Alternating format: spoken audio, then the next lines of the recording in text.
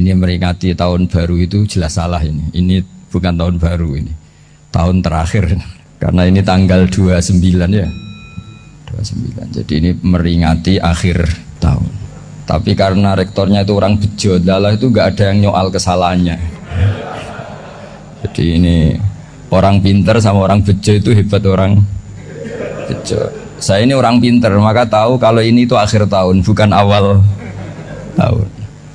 Tapi saya ada orang bejo, pinter saya tidak terekspos, sehingga orang tetap saja bilang ini peringatan awal apa? Tahun. Jadi menang orang bejo gitu. Ini akhir tahun apa awal tahun? Hari ini akhir tahun. Berarti ini peringatan apa? Akhir tahun. Hanya orang bejo yang kesalahannya tidak dikoreksi. Jadi ini alhamdulillah. Ya tapi ini kesalahan yang tidak maksiat. Insya Allah dimaafkan Allah Subhanahu Wa Taala ini karena kesalahan itu ada dua, ada kesalahan yang maksiat, ada kesalahan yang tidak maksiat. Saya punya komitmen terhadap agama ini. Baik tadi yang dikatakan Pak Rektor, ada unsur ulama, ada unsur habaib, ada unsur pengusaha, ada unsur birokrat. Di antara kenangan-kenangan saya dari Syekhina guru kita bersama Kiai Haji Maimun Zubair, beliau itu sering dawuh, sering ngendikan, dan itu saya sampaikan juga ketika 7 hari wafatnya Agus Robah, cucu Mbah Maimun, putra Agus Subah. Di antara yang beliau katakan itu adalah sok hak agama itu sing gawe pegawai negeri. Itu berkali-kali beliau ngendikan gitu. Ya saya agak bantah. Nah, kalau santri bah, ya santri karuan mesti gawe agama, tapi sok ben sing gawe pegawai negeri. Setelah saya jadi kiai dan penelitian, saya itu berkali-kali didatangi dokter, tentara, juga polisi. Mereka sering bilang gini, Gus saya ini dokter negeri. Saya ke NTT, ke Papua, karena saya muslim, berkebutuhan Islam, maka dibikinkan musola, dibikinkan masjid. Kalau kiai tidak bisa, bikin sendiri urunan mau narik siapa itu. Mau narik tarikan di jalan yang mau nyumbang siapa. Tapi kalau kebutuhan negara karena tugas negara ya difasilitasi negara dan tidak dianggap misionaris karena negara. Begitu juga di beberapa negara yang non muslim kayak di Argentina, di Venezuela itu ada masjid, ada kajian Islam ya karena duta besar dan itu aparat negara. Disinilah kearifan para ulama berkoalisi dengan umarok dengan makna yang positif bahwa agama ini harus ditopang umarok, sistem negara. Tentu di situ ada tentara, ada polisi, ada macam-macam. Kita sebagai kiai juga nggak berdaya di depan para bandar narkoba apa-apa kalau nggak ada BNN. Kita mau apa dengan korupsi kalau tidak ada KPK. Sehingga kearifan para guru-guru kita, mulai Mbah Maimun, bapak saya sendiri, NU, Muhammadiyah, semua ormas-ormas Islam itu pasti maulah kerjasama. Karena kita siapa ya, kalau tidak kerjasama. Dan di antara pesan Rasulullah SAW adalah yaduwahi ma'al jamaah. Jadi apa ya, kebersamaan itu sudah berkah. Fa inna yadawahi ma'al jamaah. Jadi berkah. Lalu kenapa saya kalau ngaji bawa kitab? Ini agak sebetulnya itu lazim. Lazim itu suatu yang harus. Tapi karena kelamaan mubalek itu tidak pakai kitab. Seakan-akan bawa kitab itu yang aneh. Sebenarnya aneh mereka. Karena begini logika simpelnya ya. Umat Nabi ini berhak dapat apa coba? Berhak dapat warisan yang paling luhur, paling hebat, paling jernih. Apa itu Quran dan hadis? Pertanyaannya siapa yang paling punya hak otoritatif untuk menerangkan Quran hadis? Ulama.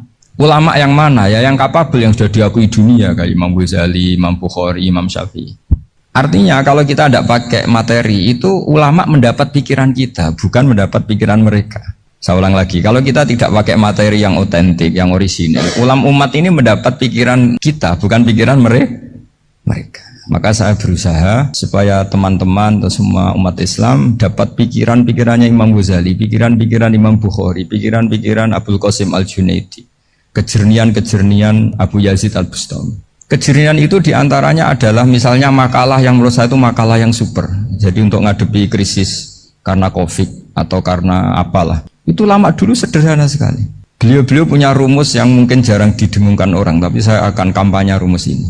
Al-istighna haqiqatul istighna. Itu adalah al-istighna anis syai' labihi. Jadi pemenuhan kebutuhan yang sebenarnya adalah kita berusaha menghindari sebanyak mungkin kebutuhan yang sekunder, yang enggak penting. Bukan memenuhi semua yang kita inginkan. Jadi misalnya begini ya, kalau kita lapar, itu keinginan kita itu makan enak apa asal makan? Tentu jawabannya asal makan yang sehat. Tapi kalau nuruti nafsu kita, makannya yang enak, teman makan ya enak, terus di warung yang favorit.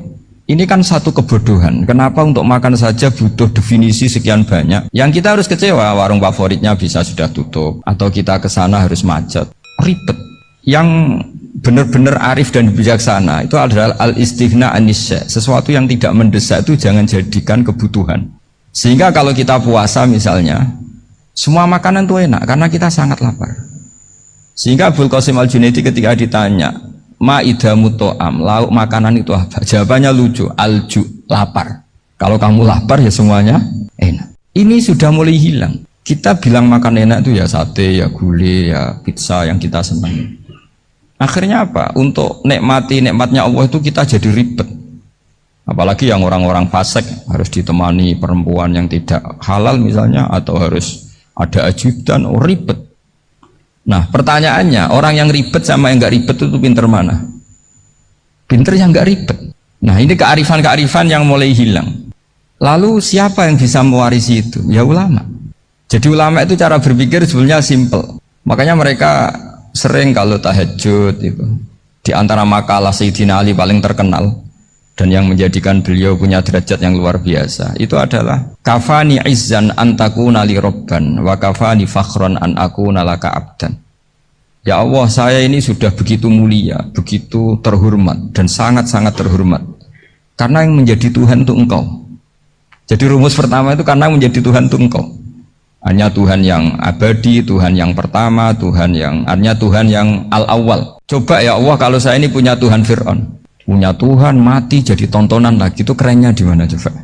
Andai kan kita punya Tuhan Fir'aun, atau punya Tuhan yang asal usulnya manusia, apapun hebatnya manusia itu, kita punya Tuhan manusia itu. Tuhan yang lapar, yang kalau nggak makan mungkin pingsan, mungkin bisa kena COVID, nanti Tuhannya diisolasi, kayak apa? Makanya ketika Tuhan Allah menyindir ketuhanan selain Allah itu, Allah hanya menyindir dengan kalimat sederhana, karena yakulanit to'am, yang kamu tuhankan itu masih makan. Hanya kalau nggak makan ya lemes. Jadi lama-lama ada orang gini, alhamdulillah tadi Tuhan mampir ke saya, kelihatannya lapar, setelah tak kasih makan sehat lagi. Susah nggak punya Tuhan yang seperti itu. Beda dengan Tuhan kita, Tuhan yang nggak butuh makan, nggak butuh minum, al-qayyum, zat yang berdiri sendiri tanpa butuh yang lain, al-awwal. Sebelum ada langit bumi sudah ada Tuhan kita yaitu Allah. Bandingkan dengan Tuhan-Tuhan yang dipertuhan yang lain, yang adanya setelah bumi, misalnya Fir'aun dan sebagainya. Sehingga Sayyidina Ali pertama jadi kebanggaan apa? Kafani izzan antakuna li robban. Saya ini keren betul karena punya Tuhan yaitu Engkau. Tuhan yang lahul asmaul husna, Tuhan yang semuanya punya kebaikan, punya keabadian, punya keagungan. Terus wa kafani fakhron an akuna laka abdan, dan saya bangga sekali karena saya menjadi hambamu. Kalau saya jadi hambanya Pak Rektor ribet kan, sudah tak hormati ternyata nanti tidak rektor, ya kan ribet kan, terus pokoknya ribet. Jadi budaknya manusia itu ribet. Makanya ada seorang wali datang ke temannya yang jadi presiden atau jadi raja, datang ke situ karena tidak punya uang, mau minta uang karena temannya raja. Setelah sampai sana ternyata temannya ini karena orang soleh pas berdoa, ya Allah saya minta ini, minta ini, minta ini. Terus si wali tadi pulang, kenapa kamu pulang? Ternyata dia sama, masih minta-minta kayak saya. Jadi sederhana dia, sama-sama minta kamu, minta zat yang kamu mintain katanya. Jadi dulu itu orang itu sebegitu dekat dengan Allah, sehingga si raja ini terus ketemu wali tadi, tanya, kenapa kamu menyepelekan saya padahal sekarang saya raja. Terus ditanya sama wali tadi, karena temannya, kalau kamu di padang pasir tidak bisa minum dan harus minum 1 gelas dengan ongkos, kamu harus mengasihkan semua kerajaan kamu demi minuman itu. Pilih mana, minuman apa tetap jadi raja? Ya saya milih bisa minum. Saya tidak raja tetap hidup, tapi kalau nggak minum mati. Bagaimana Anda bangga dengan satu kerajaan sing la yusawi kak samain, yang tidak sama dengan segelas air? Artinya terus mereka melihat jadi raja itu ya biasa, jadi presiden biasa, jadi rektor biasa, karena mereka biasa berlogika hakikatul izzah itu ya taqarrub ila Allah, yang benar-benar terhormat itu ya dekat dengan Allah. Begitu seterusnya mereka bikin paradok-paradok yang aneh, tapi itu menjadi pelajaran. Bapak saya Ki Nur Salim itu senang baca anekdot Nasiruddin Koja. Itu kalau bikin orang-orang aneh, itu dia datang ke satu pesta, pakai baju lusuh, pakai sarung lusuh atau celana lusuh, sama Sohibul Bait yang punya acara dibiarin. Setelah dibiarin dia pulang pakai jas, pakai dasi, pokoknya keren. Dihormatin, pakai alpat, pokoknya dihormatin. Silakan. Pas dia disuruh minum, minumannya itu disokkan saja ke sakunya. Jas, kamu harus minum yang banyak, karena kamu yang dihormati, bukan saya. Terus makanannya semuanya diletakkan di saku, ada yang apa? Ayo kamu makan yang banyak. Alpatnya juga gitu, dikasih sate apa? Ayo kamu makan yang banyak. Mereka tidak melihat saya, melihat kamu. Akhirnya orang satu pesta itu istighfar semua, berarti kita ini salah. Terus dia pidato, kenapa kamu uang gitu? Tadi saya datang, orangnya sama. Gara-gara beda pakaian, penghormatannya beda. Berarti yang berhak dapat makanan ini jasa ya, bukan saya. Betapa naifnya kita sebagai orang. Ternyata kita masih hormat sesuatu yang seperti itu, yang atribut lah. Jadi orang-orang sufi itu orang yang bisa menertawakan dunia. Akhirnya ya pertama dia dianggap orang gila, masa jas dikasih makan, dikasih minum. Tapi secara fikih dia benar, haram dia makan. Karena pas dia datang dibiarin, setelah pakai jas dikasih makan. Berarti hakikat yang dapat rezeki siapa? Jasnya apa orangnya? Jasnya. Jadi itu orang-orang sufi, kearifan orang-orang dulu itu bisa ngelola hal-hal yang keseharian menjadi luar biasa. Ada seorang wali melihat istrinya makan satu piring, anaknya makan satu piring. Ditanya, kalian kenyang? Wah, kenyang sekali. Melihat anaknya minum kopi satu cingkir, seneng. Kalian seneng-seneng sekali. Wah, kalau seneng dengan hal-hal yang murah bisa, ngapain harus seneng dengan hal-hal yang mewah? Bodoh sekali saya. Sehingga terus mereka bisa qanaah. Qanaah itu ya hidup itu simple, sederhana. Jadi tentu saya tidak akan ngomong yang muluk-muluk. Selain itu tidak bidang saya juga apa ya, kita ini butuh obat di kondisi COVID seperti ini. Butuh kesederhanaan, butuh apa ya, istighna tadi. Kita harus istighna billah an ghairillah. Jadi sudah cukup bahwa Allah ini segalanya. Sehingga tadi saya dengarin himnenya Unisula, yang paling saya kagum adalah dimulai dengan kalimah-kalimah thayyibah. Di antara tugas suci Nabi Ibrahim dan semua nabi adalah wa ja'alaha kalimatam baqiyatan fi aqibih. Nabi Ibrahim itu nabi yang diberi gelar Allah. Dia adalah nabi yang menjadikan kalimat tauhid itu kalimat yang abadi. Fi akibih, di anak turunnya, di semua generasinya, baik anak turun karena gen maupun karena pembinaan, karena pendidikan. Ini penting sekali saya utarakan karena apa? Satu kehidupan itu sebenarnya digerakkan oleh kata-kata, oleh mutu kalau oleh bahasa modern. Sehingga banyak ulama mengatakan al-ibarat kutun li'ailatil mustami'in, bahwa redaksi atau moto atau pegangan hidup itu penggerak kehidupan. Sehingga sebetulnya manusia itu digerakkan oleh kalimah-kalimah itu, oleh moto-moto itu, oleh prinsip-prinsip hidup itu. Misalnya orang Palestina itu tiap hari ke pasar gitu. Mereka ke laut itu. Ditanya, kenapa tidak takut tembak Israel? Jawabannya lucu. Kena tembak ya mati, nggak makan ya mati, nggak kerja ya mati. Ya sudah, sama-sama mati ya mendingan aktivitas normal. Tapi saya tidak menyarankan itu untuk melawan COVID. Ini cerita saja nanti. Kamu jangan provokator itu, karena ini wilayah sensitif. Jadi banyak orang yang poligami, kalau ditanya alasannya gitu, istri satu ya cerewet, dua ya cerewet, mendingan 4 katanya. Ya banyak yang gitu. Tapi ada yang kebalikan, istri satu cerewet saja hampir jantungan, apalagi 4, tinggal matinya kan gitu. Itu semua yang menggerakkan itu kalimat. Kalimat itu satu pegangan. Banyak orang loh yang nggak ingin jadi rektor tuh banyak loh Pak Bejo. Jangan kira semua dosen ingin jadi rektor. Melihat rektor sibuk rapat mempertahankan reputasi Unisula terus sering pegang kepala. Ngapain repot-repot? Jadi tukang sapu aja dapat gaji, ngopi, rokokan, selesai.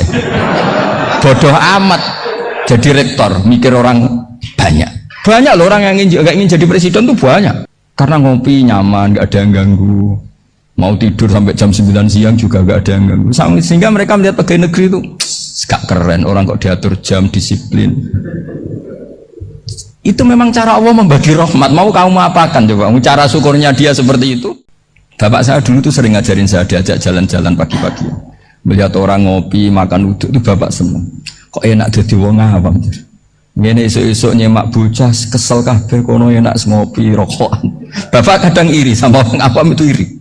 Sudah gitu berharap masuk surga kan enak, sudah gitu. Tahu-tahu mati, tidak tahu ke surga apa ke neraka ya tidak tahu. Jadi orang dulu itu orang yang bisa mensederhanakan dunia. Ya sudah, cara bahagia. Makanya saya, alhamdulillah saya ini kerjasama sama UII, sama beberapa kampus. Memang amdan itu sengaja. kampus itu ya punya sistem yang nggak bisa mewakili sistem kiai. Kiai juga punya sistem yang nggak terwakili oleh kampus, juga sebaliknya saling melengkapi. Saya sering ketemu rektor UI, rektor kampus-kampus Islam.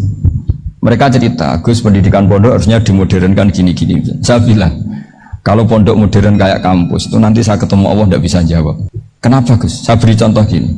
Kalau misalnya perempuan perawan lah atau apa saja, namanya perempuan, mau tanya tentang menstruasi atau haid. Kalau semuanya sistem kampus, dia harus kuliah dulu. Registrasi dulu, kuliah dulu, bayar dulu, dan dapat jawabannya nunggu mata kuliah pas itu. Bandingkan kalau sistem pondok, saya tuh sering ke pasar sama anak saya dicegat sama ibu-ibu, Gus, anak saya ngalami gini-gini, keluar darah terus menerus, nggak 6 hari tapi 1 bulan penuh. Itu hukumnya apa, Gus ya? Nanti saya mau sowan ke jenengan. Nggak usah sowan, di sini aja. Ya sudah. Sebelum mengeluarkan darah yang rutin seperti itu biasanya haidnya berapa hari? 6 hari, ya sudah ikut yang 6 hari, yang lainnya istighatsah. Ngoten tok Gus, ya udah ya. Begitu terus di masalah udhiyah. Coba kalau semuanya pakai sistem kampus, daftar dulu, bayar dulu. Jadi ini nggak ada jawabannya, nunggu mata kuliah itu baru dapat jawaban. Itu biasa nggak sholat bertahun-tahun karena belum ada jawaban tentang itu. Ya itu kalau misalnya orang mati, tahunya cara apa memulasara jenazah itu nunggu kuliah dulu, pas mata pelajaran itu dulu, baru menangani orang mati. Berarti orang mati itu tergeledak semua. Tapi kalau kiai kan enggak. Kesini orang mati terbakar, kalau dimandiin malah badannya copot-copot, itu gimana hukumnya? Ini ada orang mati Gus Kendat, ini disolati apa enggak? Ada orang mati apa itu oplosan ya kan? Itu disolati enggak? So sering ditanya gitu. Gak usah registrasi Pak Rektor, gak usah registrasi, gak usah daftar, gak usah seminar. Makanya kalau orang kampus wani kiai itu ya kualat tenang gitu, karena ini yang on time ya. Tapi pondok seperti saya ya ikrar seikrar-ikrarnya pentingnya kampus, karena melatih efisiensi waktu, disiplin, tata kelola manajemen, sehingga kita ya hormat. Tapi tadi kita harus saling melengkapi, sehingga saya tunjukkan ke publik bahwa saya hormat sekali sama polisi, sama tentara. Coba kita bisa apa ngadepi bandar narkoba kalau enggak polisi? Bisa apa coba menjaga NKRI kalau enggak tentara? Begitu juga, ya sudahlah kita memang fa'inayadawahi ma'al jamaah, kita berkah itu kalau bersama-sama, enggak bisa kita sendiri. Nah lalu orang kayak saya itu ya beberapa kali sebetulnya saya itu ditawanin jadi dokter honoris causa apa. Kekhawatiran saya satu Pak Bejo, takut pas enggak punya uang, itu dokter gak di duit kan gak pantas gitu. Jadi repot gitu, daripada beban lah sudah lah, nggak usah dokter. Jadi kalau nggak punya uang ya pantas, terus kalau ngebis ya pantas, suatu saat kalau mati nggak ada yang hadir ya pantas, nggak dokter gitu. Kalau sudah dokter kok masuk neraka, kayaknya apalagi rektor kampus Islam kok masuk neraka itu kan kok kayak agak pas itu. Misalnya rektor Unisiola ditanya mungkar nakir, nggak bisa kan, kayak gimana gitu. Makanya harus sering ngaji saya supaya nggak malu di depan mungkar nakir. Masa rektor ditanya mungkar nakir nggak bisa. Harus berani bentak, ini saya rektor loh Pak mungkar nakir. Masa kalau wali-wali dulu berani. Masyhur di cerita wali-wali ditanya marobuka menabuka, saya ini guru tauhid. Kok kamu tanya marobuka menabuka, yang ngotok. Kamu tidak pernah ngaji, enak aja tanya. Jadi wali-wali itu ya rileks ngadepi mungkin. Saya akan rileks wali di Bang Pak Rektor, saya akan itu. Karena wali itu lebih dekat Allah. Sehingga orang dulu itu, saya ulang lagi ya, ada satu kearifan namanya hidup itu apa? Hidup itu adalah cari sebanyak mungkin supaya hidup itu tidak tergantung pada banyak hal. Sehingga misalnya cara berpikir orang-orang modern itu sebenarnya banyak orang-orang ilmuwannya nggak ngagumi Amerika, bukan karena angkuh, ndak. Untuk mempertahankan kebesaran negara sebesar itu, kebutuhan listriknya besar, kebutuhan tentaranya besar, kebutuhan apa. Sementara negara kayak Venezuela atau Swiss kebutuhannya ada banyak. Pertanyaannya, yang tergantung dengan banyak hal sama yang tidak tergantung banyak hal, itu pinter mana? Kalau dibalik pertanyaannya gitu, negara-negara maju itu tidak keren kalau dibalik pertanyaannya. Orang yang untuk mempertahankan eksistensinya banyak, butuh banyak hal, dengan yang tidak butuh banyak hal, itu pinter mana? Orang yang bahagianya nunggu jadi dokter, nunggu jadi kiai besar, kiai viral, dengan orang yang bahagia cukup dengan ngopi, itu pinter mana? Tapi kalau dibalik pertanyaannya, orang yang taunya nikmat hanya kopi, dengan nikmat yang banyak, pinter mana? Makanya Mbah Mun tuh kalau guyon itu lucu. Aku iku sakake ambek wong desa sing mlebu swarga. Saya dulu gak mlebu swarga kok disakeni. Akhirnya beliau memberi penjelasan. Wong desa iku roe pakanan enak, iku mau kopi mbek uduk. Lah swarga iku mau nuruti sing dikarepno. Akhirnya semua mangan, ngopi, nguduk, ngopi, ora roh pakanan liyane ku ora roh. Nasi mandi yo ora roh, pizza yo ora roh apa-apa. Terus saya bilang, wah lah niku nak nganti selera tentang wanita cantik. Iku juga sederhana. Rodok pesek ya wis cantik, rodok ireng ya wis. Apa bidadarinya seperti itu karena saking enggak pengalamannya. Jadi surga itu kan nuruti apa yang diinginkan. Kira-kira keinginan orang kampung kalau di surga itu apa coba? Makanan apa coba? Ya nggak senengnya ketemel gemblong itu. Artinya malaikat lebih suka nangani surganya orang-orang kampung timbang Pak Rektor. Ini sudah ribet ini. Makanan apa saja sudah dicoba ya. Terus kalau di mall tahu orang macam-macam, seleranya macam-macam pasti. Enak mana kalau sampai jadi malaikat pelayan surga? Suka ngelayani orang kampung apa yang orang kota? Orang kampung kan? Ya itu guyon ya, guyon tapi itu menjadi pikiran kita bahwa orang yang banyak kebutuhan itu sebetulnya banyak kebodohannya karena menggantungkan kebahagiaannya dengan banyak hal. Makanya Imam Syafi'i ngendikan istighna itu apa? Al istighna anisya'labi. Yang dikatakan kecukupan adalah berusaha sebanyak mungkin banyak hal tidak kamu butuhkan. Bukan memenuhi semua kebutuhan kamu karena nafsu kamu ini tidak ada batasnya gitu. Kalau kamu penuhin nggak akan selesai. Itu ada perempuan yang kurang cantik itu minta doa saya, Gus doain suami saya kaya. Terus tak guyonin, terus nggak minta. Kalau suami kamu kaya, yang pertama dirubah itu apa? Rumah supaya rumah saya bagus. Kedua apa? Mobil supaya mobil saya bagus. Nanti yang dievaluasi itu kamu. Mobil bagus, Alphard, rumah mewah, istrinya kamu pasti itu dievaluasi. Langsung nggak usah sudah gini aja kan. Jadi pertama yang dievaluasi itu kaya itu coba kalau suami kaya itu yang dievaluasi pertama rumah ya, rumah ganti. Setelah itu apa? Mobil. Kira-kira berikutnya akhirnya sudah nggak jadi. Nabi Ibrahim itu pernah minta umur panjang, keren umur panjang. Sama Allah nggak dijawab. Datang orang tua itu mertamu ke Nabi Ibrahim. Terus disuguhi dikasih kurma. Apa itu? Kok kurma apa? Anggur yang sudah matang sekali. Dimakan. Setelah dimakan meler keluar lagi. Dimakan lagi meler lagi. Terus Nabi Ibrahim masuk lagi ke kamar. Ya Allah, doanya tak cancel.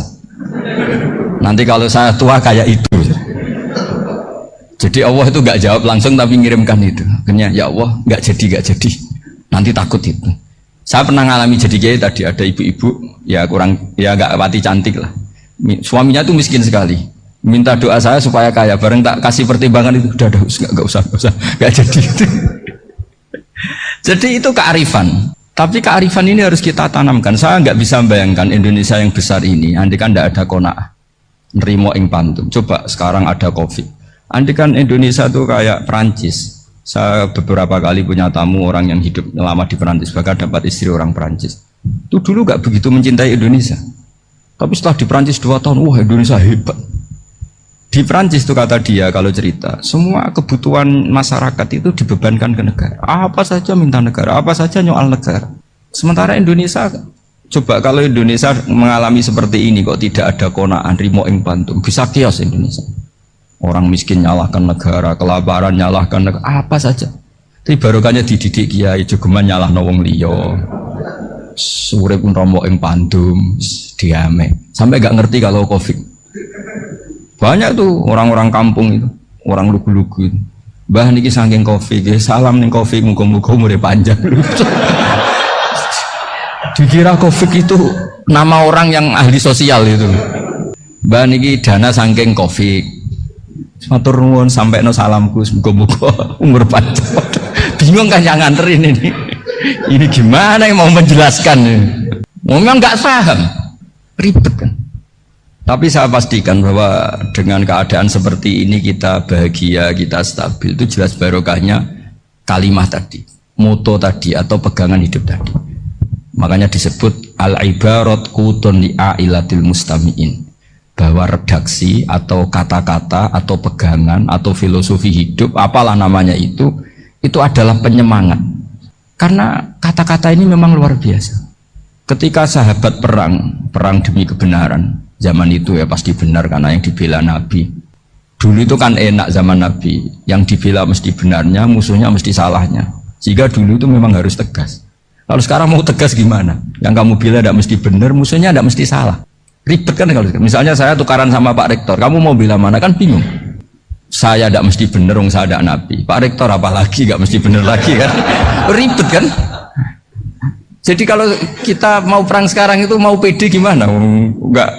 Makanya banyak ulama sekarang itu mau tegas tuh nggak berani karena ya banyak hal yang abu-abu lah wilayahnya, misalnya pilihan presiden atau pilihan bupati, pilihan menteri. Kamu mati-matian bela itu, yang kamu bela ada mesti benar, musuh kamu tidak mesti salah. Misalnya pilihan bupati, wah ini kabupaten ini baik kalau bupatinya ini, yang satu bilang ini, terus tim suksesnya kamu tanya, kamu yakin? Ya tidak juga. Lah kenapa semangat? Kan saya botohnya, paling alasannya ya itu aja, bukan yang lain. Beda dengan zaman Nabi, nabinya mesti benar, Abu Jahalnya mesti salah. Kan enak, aturan mainnya jelas. Singkat cerita, dalam perang itu banyak sahabat yang ngalami luka, ngalami apa gitu. Kemudian curhat ke Nabi, ya Nabi gara-gara derekkan jenengan, ngikuti jenengan, saya harus ngalami seperti ini, seperti ini. Ngiranya orang itu diapresiasi sama Allah keluarnya itu. Ternyata sama Allah gak diapresiasi, malah diturunkan ayat intakunu ta'lamuna fa innahum ya'lamuna kama ta'lamun wa tarjuna minallah malah yarjun. Kalau kamu sakit karena perang, orang-orang kafir itu ya sakit, itu saja berani padahal demi kekafiran. Wa tarjuna minallah malah yarjun, padahal kamu punya nilai lebih yaitu berharap kepada Allah yang mereka tidak punya. Saya jadi kiai itu ya kadang mangkel karena yang benci ya benci, yang seneng itu ngel-ngel loh kayak Pak Bejo. Jadi semuanya ribet. Nah iya, yang benci ya ganggu, yang seneng ya ganggu, tambah nemen. Tapi kalau sudah ingat bandar narkoba, mereka berhadapan dengan polisi, kadang ditembak karena kesalahannya terlalu fatal. Antar persaingan mereka juga bisa tembak-tembakan karena merebut pasar narkoba. Itu saja mereka berani. Kok kita yang jadi kiai kadang dicium tangannya, dihormati gak berani, hanya takut apa ya, musibah-musibah kecil lah, atau problem-problem kecil. Lah iya, kalau kita bandingannya gitu. Kalau kamu mau tahajud kedinginan, itu masih nanti dihisap Allah itu gitu. Maling ayam itu keluar malam-malam, hanya dapat ayam. Itu gak takut dingin, ya gak takut digebuki masa. Kamu mau tahajud saja takut dingin. Makanya nanti hisapnya orang soleh itu nanti dijajarkan orang dolim, terus diperbandingkan. Wah itu habis kamu kalau itu. Jadi misalnya Unisula mau rapat, tapi ini malam, kalau malam dingin nanti sama masuk angin. Wah anak-anak pang di perapatan aja berani kamu. Kalau sudah perbandingannya gitu tuh ribet kita nanti. Makanya itu kalimat itu moto atau filosofi hidup. Sehingga diulang lagi nasihat itu. Iyam saskum korhun fakodu masal koma korhum mislu. Kalau kamu kena luka, orang-orang yang nggak benar juga akan kena luka. Itu aja berani demi ketidakbenaran. Masa kamu demi kebenaran nggak berani? Ya itu kalimat, itu heroik. Makanya kita ini penting ya. Makanya tadi himne Unisula dimulai kalimat thayyibah. Karena kalimat ini yang menjaga kita kalimat ini. Misalnya tentang Tuhan. Kenapa orang Islam imannya kokoh seperti ini, termasuk yang sudah hidup di Amerika, di Australia, di mana-mana. Itu ya barokahnya ajaran atau barokahnya kalimah. Saya sebut kalimah saya pakai bahasa santri. Karena la ilaha illallah itu dalam tradisi santri disebut kalimatu haqqin alaiha nahya wa alaiha namut wa alaiha nub'ats. Ada yang riwayat wa biha nub'ats insyaallah taala minal aminin. Kenapa mereka di mana-mana meskipun sekolah di Amerika, di Australia, bahkan di Soviet tetap mukmin? Itu barokahnya ajaran yang benar. Allah itu siapa? Tuhan. Tuhan itu sifat dasarnya apa? Awal. Dia harus wujud awal sebelum makhluk yang lain. Sehingga ketika ada negara yang maju, yang tertib, manajemennya tertib, masyarakatnya makmur, tapi punya Tuhan yang tidak seperti itu, tidak awal, itu sudah gak nyaman. Karena ndaklah keren Tuhan saya, karena Tuhan saya itu al-awwal, zat yang pertama. Tuhan saya keren lah, zat yang gak mati, Tuhan yang gak mati, yang gak pernah mengalami kematian. Sehingga tontonan atau yang dilihat kenikmatan-kenikmatan yang lain ini tidak mengubah dia pendirian tentang Tuhan, karena mantapnya satu kalimat tadi bahwa Tuhan itu ya harus satu, harus awal, harus tidak mati, tidak rusak, tidak mengalami apa-apa yang membahayakan. Sehingga ketika ditawarin Tuhan yang lain meskipun menjanjikan secara finansial atau kemakmuran, mereka gak tertarik. Itu coba, itu barokahnya makmur apa barokahnya ajaran? Barokahnya ajaran, sering negara Islam itu kalah makmur dengan mereka, tapi barokahnya ajaran ini tetap Islam. Makanya Nabi Ibrahim, Nabi yang sukses bikin waja'alaha kalimatam baqiyatan fi aqibi. Sehingga kita ini bukti sama orang tua misalnya, itu ya karena ajaran. Suwargamu itu karek wong tuamu, nak wong tuamu ridho, Allah ridho, nak ora ridho, Allah ora ridho. Ridho wa fi ridhol walidain wa sakhatu wa sukhtu wa fi sakhatil. Sehingga ketika ada orang tua yang agak brengsek gitu, anak-anak tetap hormat. Punya orang tua yang miskin, yang sudah miskin, tukang tombok nomor, banyak kan di kampung gitu, ya tetap hormat. Coba kalau dari awal kita ngajari orang tua kamu hormati, ya kalau baik, kalau tidak ada usah, bisa geger Indonesia. Tapi barokahnya ajaran-ajaran itu Indonesia tertib karena ada ajaran. Nah ini di sini pesantren dan Unisula semua harus berkontribusi membuat ajaran yang benar. Itu adalah ciri utama Islam. Sehingga Islam ini dimulai dengan ajaran kalimatu haqqin alaiha nahya wa alaiha namut. Sehingga kita tenang seperti ini. Saya ini termasuk kiai yang tenang, meskipun kata orang banyak saya ini kiai besar, tapi termasuk kiai yang paling tenang. Karena saya ini pakai mazhab orang-orang hebat. Saya berkali-kali cerita, orang kayak Imam Syafi'i itu orang yang luar biasa. Saya berkali-kali cerita, orang yang tadi nyium tangan kamu ya Imam Syafi'i, di belakang tuh ngerasani kamu, menghujat kamu. Jawabannya enak saja. Berarti saya alhamdulillah orang yang wibawa. Buktinya di depan saya nggak berani. Jadi enteng saja. Diceritain sebagian kampung, sebagian separuh dari warga kamu itu nggak suka kamu. Ya bagus lah nggak suka saya, nggak akan utang duit saya. Di mana-mana orang utang tuh karena teman dekat. Kalau nggak seneng pasti minimal nggak utang, nggak pinjam mobil, nggak pinjam apa. Berkah mana yang seneng sama yang gede? Jadi dianggap enteng saja. Semua yang dialamin dianggap enteng saja. Misalnya punya istri pemarah, ya baguslah marahin suami. Kalau marahin tonggo malah ribet. Jadi kamu harus terima kasih kalau dimarahin istri. Baguslah marahin saya mah, kalau marahin tonggo ribet. Jadi enteng saja. Tapi kita sekarang itu karena nafsu ya, sehingga menghadapi hidup ini ribet. Ulama dulu kalau mau mati itu senengnya bukan main. Sudah lama saya ini ingin gak maksiat. Kayaknya gak maksiat paling efektif itu mati. Ya tidak apa-apa Gusti, kalau sebaiknya mati ya mati aja. Enteng saja. Jadi melihat kematian itu akhir dari segala keburukan atau potensi keburukan. Apapun baik kita sekarang, suatu saat mungkin kita gak baik.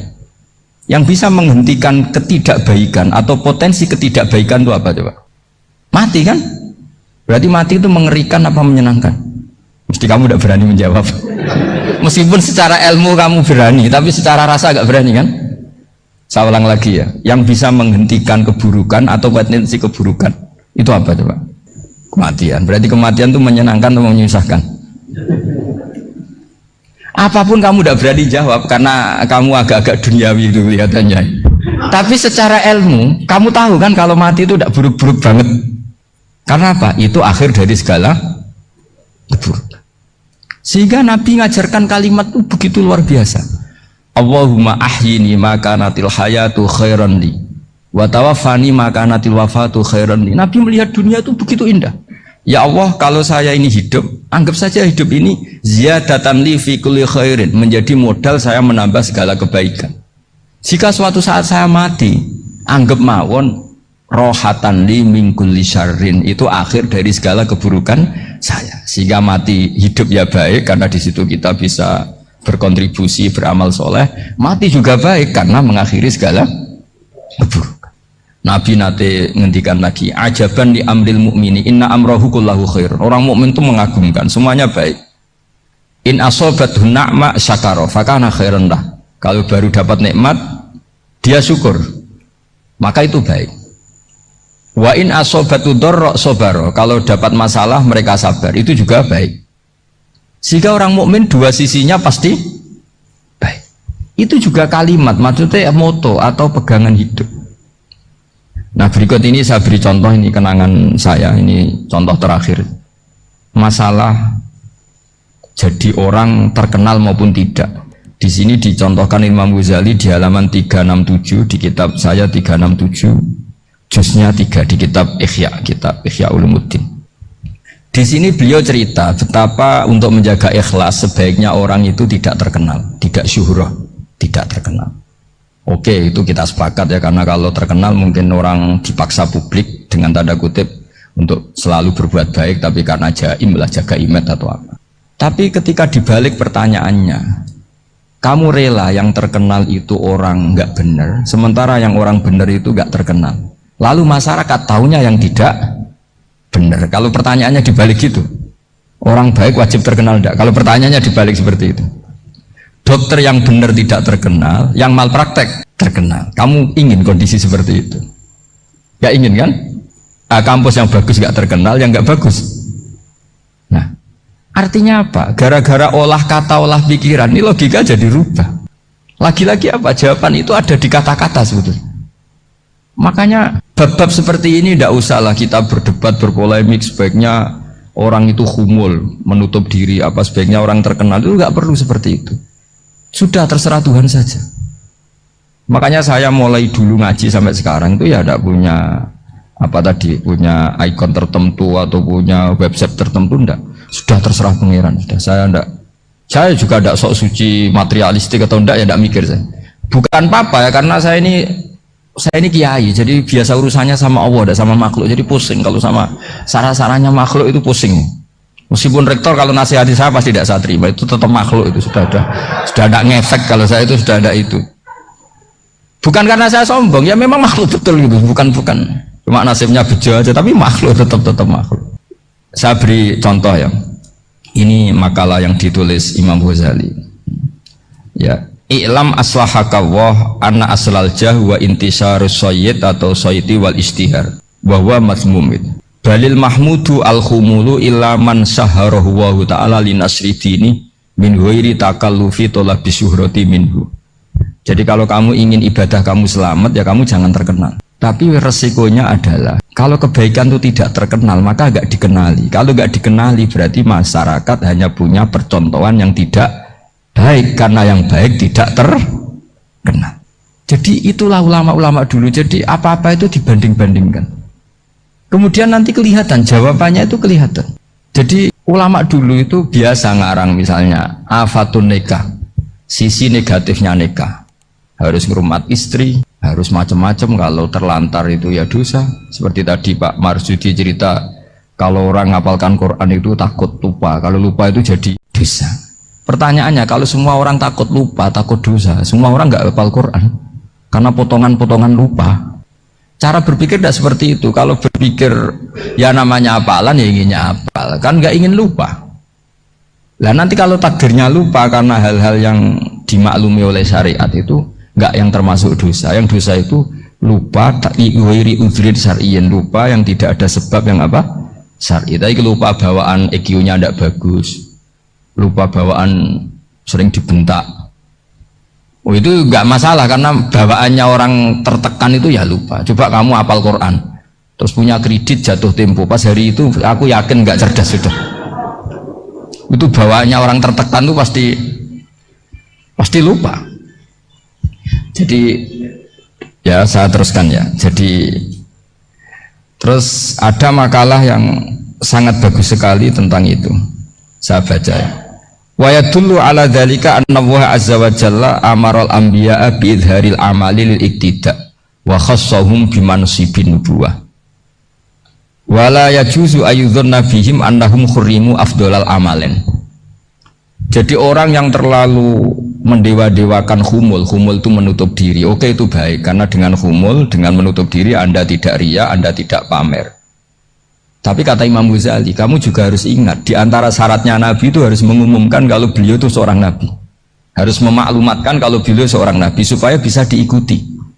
Caranya sholat harus diumumkan, sehingga Nabi itu mengatakan harus jamaah, karena dengan cara jamaah itu bisa shollu kama ra'aitumuni usolli. Coba kalau Nabi sholatnya nggak diperlihatkan, kamu harus sholat yang benar, caranya gimana ya Rasulullah, itu rahasia.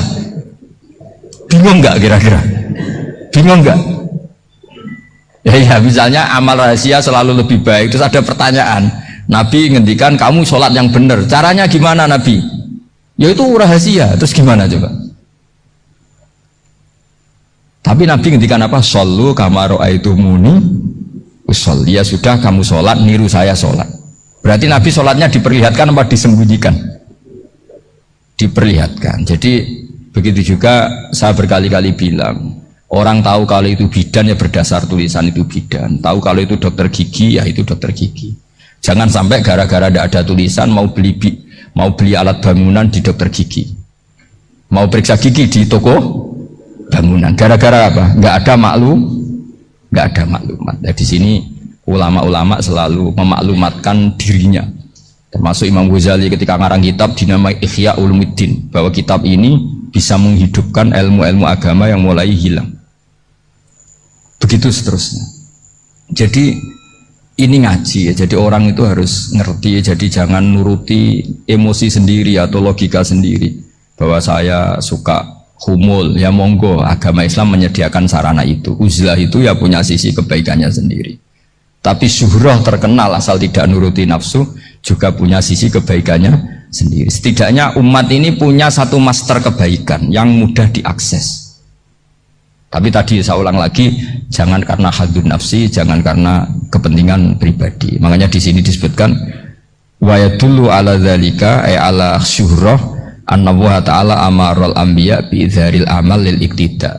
Allah selalu memerintahkan para nabi kalau ngamal kebaikan ya harus dimunculkan supaya bisa ditiru. Yaitu tadi kita tidak bisa bayangkan kan kalau misalnya Nabi menyuruh kamu harus sholat yang benar, kemudian sholatnya Nabi sembunyi. Lalu ditanya, Nabi saya niru siapa? Wah itu rahasia, kamu nggak boleh lihat sholat saya saat takut tidak ikhlas. Ribet kan? Sehingga jamaah itu statusnya tetap harus. Nah bedanya harus ini ulama berpendapat harus yang apa? Fardu kifayah. Tapi fardu itu maknanya harus. Tapi bukan berarti kalau nggak jamaah sholatnya nggak sah, nggak. Tapi statusnya jamaah tetap apa? Harus. Nah barokahnya harus ini orang yang baru sholatnya langsung benar karena ada yang diikutin. Coba kalau mantan dukun baru sholat terus sholat sendiri, itu mesti mirip mantra itu. Karena dia tidak ada master percontohannya. Tapi barokahnya ada master, orang paling bodoh pun kalau sholat ya benar, karena standar ada komandonya, ada imamnya. Sehingga Imam Ahmad malah berpikir keras, syarat sahnya sholat itu harus jamaah. Cara pikirannya Imam Ahmad keras sekali beliau. Sehingga kalau orang sholat sendiri kok ada orang lain yang maunya berjamaah harus bayar, orang itu harus bayar demi sahnya sholat. Itu madzhabnya Imam Ahmad. Tapi kalau madzhab Syafi'i hanya mengatakan itu fardu kifayah, yang kalau satu komunitas gak mau melakukan semuanya apa? Dosa. Ya jadi ini sebelum sesi ringan tanya jawab, hanya 2 saja tanyanya, nggak boleh banyak-banyak, nanti nggak pulang-pulang saya. Jadi tak baca lagi biar dapat berkahnya Imam Ghazali. Wa qala qaumun asirru afdalu minal alaniyati. Terus kata sebagian ulama al alaniyah itu afdal minas sirri. Terus diperbandingkan baik yang mana amal dipertontonkan sama ndak. Terus kata Imam Ghazali, kalau orang itu bisa jaga tidak riya, maka sebaiknya dipertontonkan karena kebaikan harus yang muncul, bukan yang tidak baik yang muncul. Makanya ketika Unisula memaklumatkan diri sebagai ingin jadi generasi khairah ummah, itu kalau diterjemah itu kan wow, khairah ummah, umat terbaik. Itu kan kayak agak angkuh. Tapi nggak apa-apa, itu nggak apa-apa. Masa kita kampanye Unisula siap degradasi moral, kan ya lucu kan. Masa jualan gitu kan ya lucu. Ya sudah, kita memang ingin mengkhidmati ummah, berbakti dengan umat, membantu supaya jadi generasi khairan apa? Ummah. Tidak apa-apa, dimaklumatkan supaya dengan itu umat punya sarana. Oh kalau ingin jadi khairan ummah, kuliah di sini. Jangan lalu enggak itu. Ya sama kita dokter, maklumatkan saja dokter gigi, dokter kandungan, dokter bedah. Sehingga orang kalau mau bedah ya jangan ke dokter kandungan. Jadi barokahnya maklumat ya. Jadi saya mohon sekali ini, saya sendiri sebetulnya orang yang nggak siap terkenal sebetulnya, tapi ya sudah terserah Allah saja. Kalau itu cara Allah menyebar kebaikan, ya monggo. Pokoknya kita tawakal saja sama Allah Subhanahu wa Ta'ala. Ya saya kira demikian. Assalamualaikum warahmatullahi wabarakatuh.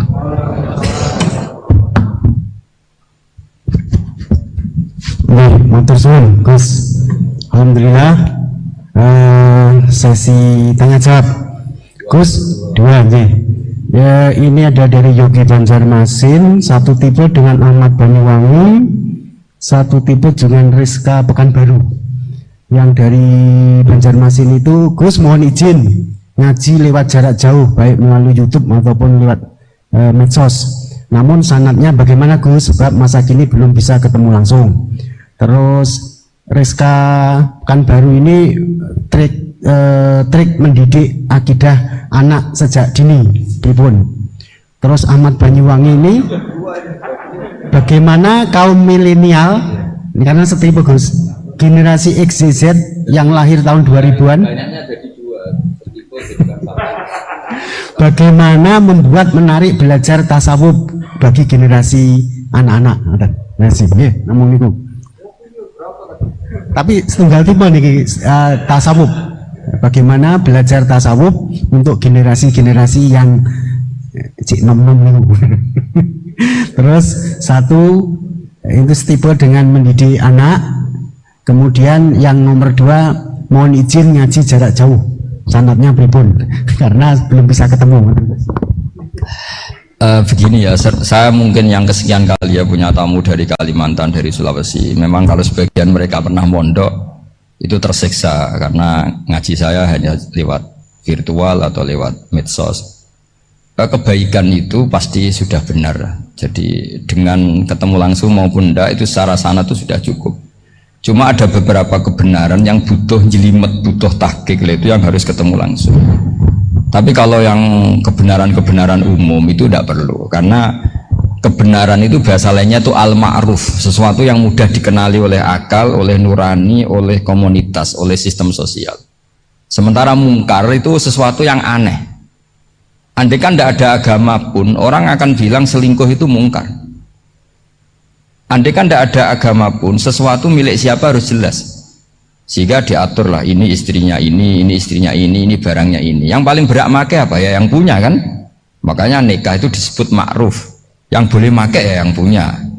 Misalnya yang boleh make mobil itu ya yang punya atau yang dapat izin. Itu disebut ma'ruf.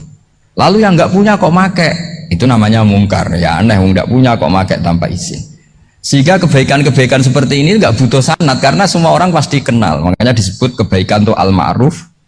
Kemungkaran disebut mungkar. Jadi ma'ruf maknanya arafahul aklu, akal ini mudah menerima. Mungkar maknanya angkarohul aklu, akal ini menjadi aneh. Kan nggak mungkin lah orang yang waras mau ini ada minuman, kalau kamu minum hilang kesadaran, minuman ini halal, itu aneh nggak? Aneh kan? Tapi kalau kebalikannya ini minuman manfaat untuk stamina, manfaat untuk kesehatan, maka ini halal. Nah agama itu datang dengan sesuatu yang ma'ruf dan menolak sesuatu yang mungkin dinikahkan oleh mbah dari ibunya hanya karena berdasar fatwa. Oh kemarin Gus Bah atau Kiai siapa dawuh wali itu kalau nggak bapak ya mbah, wong ini mbahnya. Nah itu butuh detail. Yang dimaksud mbah di bab wali adalah abul ab, bapaknya bapak, bukan sekedar mbah. Nah hal-hal seperti itu mohon sekali untuk tidak kesusu atau tidak tergesa ngambil kesimpulan, karena itu butuh fikih yang apa? Detail. Ya butuh fikih yang apa? Detail. Padahal istilahnya sama, wali itu bapak dan mbah. Sehingga dalam kitab-kitab matan misalnya kalau ada fa'ahakul auliya bitazwid abun summa jaddun, itu pasti sama sarah dikritik. Al-aula ayyakula abul ab, seharusnya jangan dikatakan mbah, karena kalau mbah memasukkan dari ibu, yang benar adalah abun fa'abul ab, bapaknya bapak. Nah, jadi kira-kira gitu Pak Irto. Gantian jenengan yang menjelaskan ini. Yang nomor 2, misalkan baru itu kalian ini bagaimana mendidik ini akidah dan tasawuf bagi generasi-generasi milenial ini. Ya kayak tadi, tasawuf maupun tauhid maupun ilmu moral apapun itu mudah sekali dididik. Ciri utama agama ini itu ad-din yusrun, agama itu mudah. Mudah itu artinya ya nurani nerima ya gampang, akal ya gampang, komunitas ya nerima gampang. Kayak tadi penjelasan saya tentang Tuhan. Ada orang miskin dari Indonesia, misalnya kuliah di Amerika. Dia mulai kecil tahu yang seharusnya jadi Tuhan itu siapa. Ya yang menciptakan langit bumi, sebaiknya yang jadi Tuhan itu siapa? Ya yang wujudnya paling awal. Kemudian dikasih alternatif Tuhan yang wujudnya ada tanggalnya. Keren nggak misalnya? Kan terus nggak keren. Kok Tuhan sama buminya kok dulu buminya? Kayaknya kok enggak lah kayak gitu. Artinya barokahnya logika yang sehat ini kan Ya setahu saya hampir jarang kan yang murtad masalah tauhid itu. Kalau moral banyak yang agak nakal, tapi secara tauhid jarang yang murtad karena tanaman logika tauhid itu mantap di Indonesia. Mulai kecil kan diajarin wujud, qidam, baqa, mukhalafatul lihawadisi, qiyamuhu fi nafsi. Sama, moral juga gitu. Jong jogeman misoi wong, kena dipisoi sakit enggak? Jangan pernah mencubit orang, dicubit itu sakit. Jadi orang diberi rasa, nggak enak loh disakitin orang, dijotosin orang, ya sudah jangan jotosin orang, nggak enak. Sehingga apa ya? Kalau kamu ingin sopan ya disopani harus sopan. Kalau ingin dihormati harus menghormati orang lain. Sehingga itu tertanam. Makanya bangsa kita termasuk yang terbaik akhlaknya. Kalau musim haji itu dipuji-puji sama sekian negara karena pantangan lah kita nginjek orang sholat, melangkai orang ruku, orang sujud. Kalau orang lain mungkin kan seenaknya. Iya. Karena mulai kecil itu dilatih tidak boleh melangkahi orang, tidak boleh. Nah, jadi akhlak itu ya diajarkan mulai kecil plus logikanya. Logika itu ya apa saja lah, yang penting menjadi anak kecil itu paham. Dan itu mudah, saya ulang lagi mudah karena agama ini ad-dinu yusrun, agama ini mudah, jadi mudah dipaham. Nggak bisa kamu katakan misalnya tasawuf. Tasawuf itu ya gampang kayak tadi seperti Bapak kalau ngendikan. Makanan yang membuat enak itu karena menunya yang mewah kamu cocok atau karena kamu lapar. Lama-lama orang kan berpikir ya setiap puasa itu kok tempe enak, tahu enak, tapi kalau sudah buka, sudah kenyang, apa saja semuanya menjadi tidak enak. Padahal kualitas menunya masih enak, tapi gara-gara kenyang menjadi tidak enak. Berarti penyebab enak itu lapar apa menu? Lapar. Jadi apa ya, kearifan ini loh yang menjadikan luar biasa. Makanya tadi ada kalimat yang benar, wa ja'alaha kalimatam baqiyatan fi aqibi. Jadi Ibrahim adalah nabi yang sukses menanamkan filosofi kebenaran ke anak cucu. Dah, yang terakhir. Dah. Ini Siti Mutmainah dari Undip. Yeah. Maunya bergabung tapi karena terbatas, mohon izin Gus mengingat mati kebaikannya nopo untuk keluarga maupun pemimpin. Oh ya bagus lah kalau itu. Kalau di kitab-kitab yang saya baca, ingat mati itu tidak selalu baik juga tidak selalu buruk. Malah kalau menurut Sayyid Abdul Al-Haddad khusus yang para pelajar yang mencari ilmu itu nggak baik ibadahnya ingat mati karena dia harus dinamis, harus mobil. Kalau ingat mati kan terus lemes. Tapi kalau untuk pejabat harus ingat mati, kalau enggak korupsi terus itu. Harus ingat mati. Jadi kalau manfaat bagi keluarga begini ya, saya merasakan. Ini tanya anak saya itu baru tamat aliyah kemarin. Yang satu barusan mondok sarang baru 2 bulan atau 1 bulan. Itu saya kalau bilang ke anak-anak gini, kamu ketemu saya itu harus spesial. Bisa saja bapak besok itu meninggal. Jadi semua hari itu spesial. Karena jangan-jangan ini kenangan terakhir. Nabi itu kalau ngajari orang supaya sholat khusyuk, sholli ka'annaha sholatu muwaddi'in. Kamu sholat seakan-akan itu sholat terakhir kamu. Oh itu mesti serius. Kamu ketemu istri seakan-akan terakhir pertemuan kayak mau pergi ke New Zealand atau ke Amerika. Oh malam itu spesial karena besok istri saya pergi. Bayangkan kalau itu terakhir mau mati. Oh sampai ngamuk rasido lah kan gitu. Jadi hikmah ingat mati itu makanya Nabi diantara riwayat ya. Meskipun riwayat ini diperdebatkan, tapi jelas ini satu petua yang baik. Wa'mal li akhiratika ka'annaka tamutuhud, dan kamu beramal untuk akhiratmu seakan-akan besok itu mati. Maka sholat kita akan spesial, hidup kita akan spesial karena kenangan kita terbaik ya sekarang, besok sudah mati. Sehingga anak-anak saya itu sama saya itu senang sekali. Saya juga sama anak-anak senang. Karena kesempatan ini tidak selalu ada. Jadi tapi ada kalimat untuknya wa'mal di dunia ka i'mal di dunia ka ka'annaka ta'isu abadan. Untuk duniawi kamu seakan-akan hidup selamanya. Itu maksudnya itu rileks saja. Misalnya hari ini urusan nggak selesai, besok masih ada hidup. Nggak selesai, besok masih hidup, sehingga rileks. Tapi kalau urusan akhirat harus selesai sekarang karena besok sudah mati. Jadi ingat mati itu positifnya ya tadi, semuanya akan indah. Coba orang yang mau meninggalkan Indonesia, misalnya nyuwun sewu LSM yang biasa demo atau mahasiswa yang biasa demo, terus tawarin besok kamu kuliah di Rusia. Itu warung apa saja kenangannya baik semua karena mau meninggalkan Indonesia. Tapi kalau tahu gak ninggalkan Indonesia, demo terus. Orang-orang sering demo, tawarin ke luar negeri. Kira-kira mau nggak? Pasti lebih suka apa? Indonesia. Orang paling miskin yang ngeluh terus di dunia ngeluh, gak pernah nikmat. Tawarin mati, mau nggak? Nggak mau kan? Nah, jadi untuk supaya hidup ini nikmat, semuanya itu anggap kenangan terbaik Anda, dan itu saja kenangan terakhir. Makanya resepnya Nabi supaya sholat khusyuk apa? Sholli sholatan apa? Sholli sholatam wadiin, kamu sholat ka'anha sholatum wadiin, seakan-akan itu sholat apa? Terakhir. Sehingga terus kita nyaman, kita apa, dan kita nganggap ini sholat yang terakhir. Nanti ternyata masih lagi, ya sudah itu sholat yang terakhir lagi, sehingga semuanya apa? Spesial. Ya gitu Pak Rektor.